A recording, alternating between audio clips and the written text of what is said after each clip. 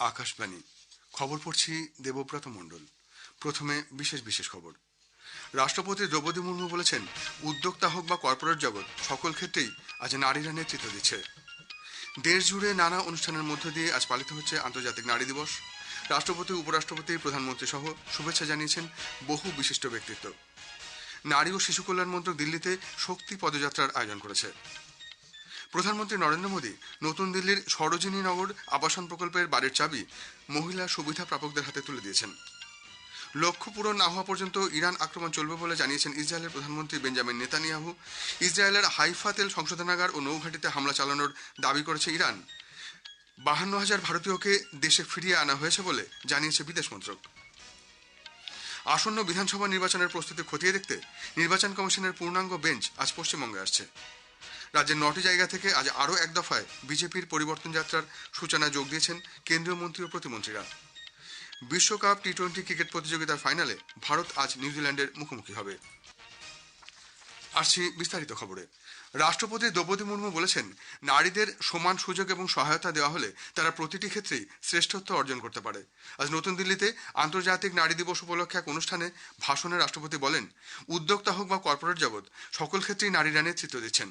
ভারত দ্রুত নারী নেতৃত্বাধীন উন্নয়নের দিকে এগিয়ে যাচ্ছে এবং কর্মক্ষেত্রে নারীর অংশগ্রহণ বৃদ্ধি পেয়েছে। রাষ্ট্রপতি বলেন, বেটি বাঁচাও বেটি পড়াও, প্রধানমন্ত্রী মুদ্রা যোজনা এবং মিশন শক্তির মতো প্রকল্পগুলি নারীর ক্ষমতায়নের দিকে উল্লেখযোগ্য পদক্ষেপ। শিক্ষায় নারীর অংশগ্রহণ বৃদ্ধি পাচ্ছে এবং দেশ স্কুল শিক্ষায় লিঙ্গ সমতা অর্জন করেছে। দেশের কন্যারা খেলাধুলাতেও অসাধারণ পারফর্ম করছে।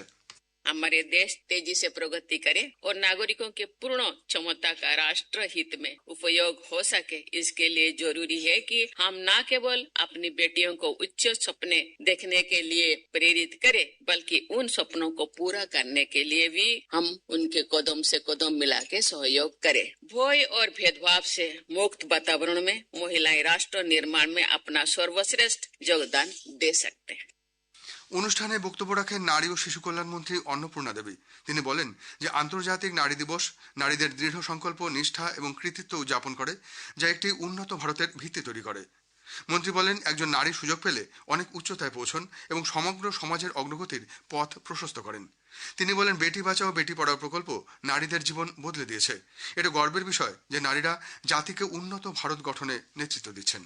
हम सब एक साथ चलकर यही संदेश देना चाहते हैं कि यही समय है, सही समय है, भारत का अनमोल समय है और इसी तरह कदम से कदम मिलाकर हम चलेंगे। देश को जो प्रधानमंत्री जी का लक्ष्य विकसित भारत 2047 का है, तो उस विकसित भारत के लक्ष्य को, संकल्प को सिद्धि तक पहुंचाने में हम सभी आगे बढ़कर काम करेंगे। এবছর আন্তর্জাতিক নারী দিবসের মূল ভাবনা হল সব মহিলা ও শিশু কন্যাদের জন্য অধিকার, ন্যায় বিচার এবং যথাযথ ব্যবস্থা গ্রহণ। উপরাষ্ট্রপতি সিপি রাধাকৃষ্ণন আন্তর্জাতিক নারী দিবস উপলক্ষে সকল নারীকে শুভেচ্ছা জানিয়েছেন। নারীর শক্তি ও সহনশীলতা সমাজ এবং জাতির ভবিষ্যৎ গড়ে তুলছে। আন্তর্জাতিক নারী দিবস উপলক্ষে শুভেচ্ছা জানিয়েছেন প্রধানমন্ত্রী নরেন্দ্র মোদীও। আন্তর্জাতিক নারী দিবস উপলক্ষে নতুন দিল্লিতে শক্তি পদযাত্রা অনুষ্ঠিত হয়েছে।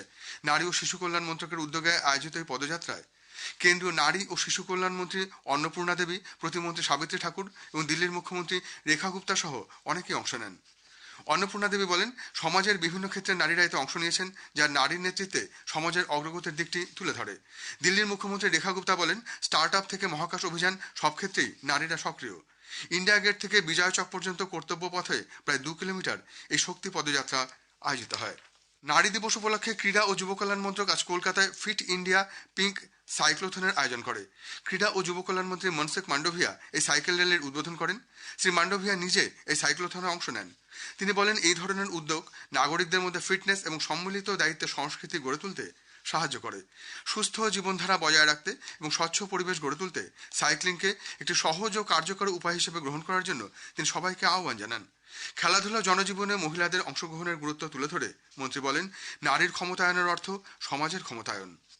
অর্জুন পুরস্কারপ্রাপ্ত অলিম্পিয়ান বোম্বাইলা দেবী লাইসরাম, ভারত স্কাউটসের মুখ্য commissioner Abinash Kumar Gupta, mount Everest শৃঙ্গজয়ী পি আলী বসাক প্রমুখ এই সাইক্লোথনে অংশ নেন। লোকসভার অধ্যক্ষ ওম বিড়লা দেশবাসীকে আন্তর্জাতিক নারী দিবস উপলক্ষে শুভেচ্ছা জানিয়েছেন। প্রধানমন্ত্রী নরেন্দ্র মোদী আজ দিল্লির সরোজিনীনগরে জনসাধারণের জন্য আবাসন প্রকল্প জেনারেল পুল রেসিডেন্সিয়াল অ্যাকোমোডেশন জিপিআরএ পরিদর্শন করে মহিলা সুবিধা প্রাপকদের হাতে বাড়ির চাবি তুলে দেন। শ্রমজীবীদের সঙ্গে আলাপচারিতায় সামিল হন তিনি।